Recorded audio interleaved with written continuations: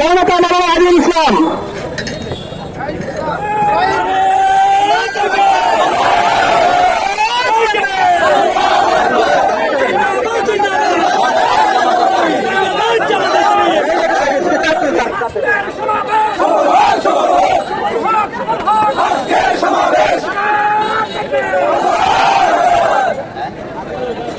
আসসালামু আলাইকুম ওয়া রাহমাতুল্লাহি ওয়া বারাকাতুহু।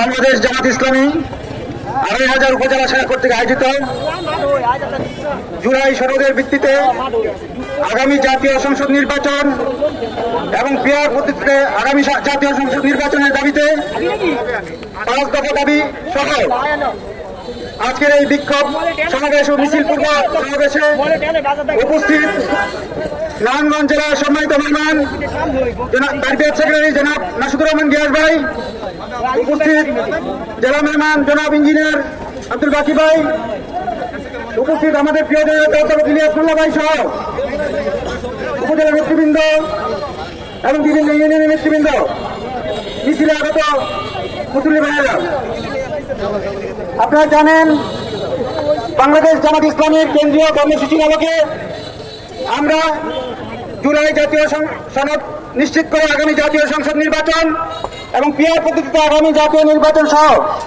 ৫ দফা দাবিতে আজকে আমাদের বিক্ষোভ মিছিল এবং সমাবেশ।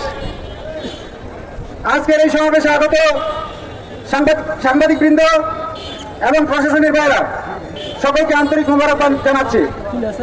সম্মানিত ভাইরা, আপনারা জানেন যে ৫ই আগস্টের পরে শেখ হাসিনা এবং তার দোসররা তার এমপি মন্ত্রী সব পালিয়ে যাওয়ার পরে বাংলাদেশ একটা সাংবিধানিক শূন্যতায় পড়েছে। আর সেই সাংবিধানিক শূন্যতায় জুলাই সনদ যদি বাস্তবায়ন না হয় তাহলে ২৪-এর চেতনা ব্যর্থ হয়ে যাবে। বাংলাদেশ জামাত ইসলামের দাবি, আমরা অনতিবিলম্বে জুলাই জাতীয় সনদ আইনি ভিত্তি চাই এবং তার ভিত্তিতে আমরা আগামী জাতীয় সংসদ নির্বাচন চাই। পিআর পদ্ধতি, আমরা ৫৪ বছরের নির্বাচন দেখেছি, প্রত্যেকটা নির্বাচনেই আমরা দুর্নীতি পেয়েছি। ব্যালট ছিনতাই হয়েছে, রেজাল্ট ছিনতাই হয়েছে, ভোট ছিনতাই হয়েছে, দিনের ভোট রাতে হয়েছে, দামি নির্বাচন হয়েছে। এভাবে করে আমরা নির্বাচনের বহু ক্রম দেখেছি। আগামী জাতীয় সংসদ নির্বাচনে আমরা আর পুরানো পদ্ধতি দেখতে চাই না। উন্নত বিশ্বগুলিতে, বিশ্বের ৯১টি দেশে যেভাবে পিআর পদ্ধতিতে নির্বাচন হয়, বাংলাদেশ জামাত ইসলামের দাবি হচ্ছে আমরা আগামীতে নতুন বন্দোবস্ত চাই এবং পিআর পদ্ধতিতে নির্বাচন চাই। বাংলাদেশ জামাত ইসলামের দাবি হচ্ছে আমরা আগামী নির্বাচনে উৎসব মুখর পরিবেশে একটা লেভেল প্লেইং ফিল্ড চাই।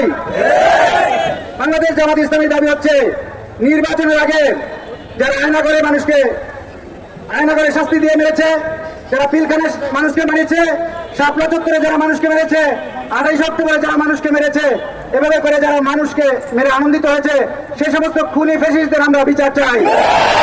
বিচার বাস্তবায়ন না করে কোনো আমরা নির্বাচন হতে দেব না। প্রিয় ভাইরা, নির্বাচনের আগে জাতীয় পার্টি সহ আওয়ামী দোসরদের ১৪ দল আমরা নিষিদ্ধের দাবি জানাচ্ছি। আমরা আন্দোলন শুরু করেছি, আমাদের আন্দোলন যতক্ষণ সফল না হবে ততক্ষণ পর্যন্ত আমরা আন্দোলন চালিয়ে যাব। ডক্টর ইউনূস সরকারকে বলতে চাই, আপনি সম্মানিত লোক, আমরা আপনাকে সম্মান দিয়ে বসিয়েছি, কোনোভাবে আপনার সম্মানটাকে আপনি নষ্ট করবেন না।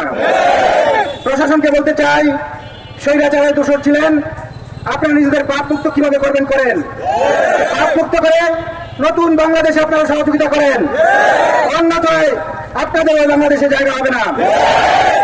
প্রিয় ভাইরা, বাংলাদেশ জামাত ইসলামী আপনাদেরকে সাথে নিয়ে আগামী দিনে কেন্দ্র থেকে যে সমস্ত কর্মসূচি ঘোষণা দিবে, আমরা সেই কর্মসূচি বাস্তবায়নে মাঠে ময়দানে ঝাঁপিয়ে পড়বো ইনশাআল্লাহ।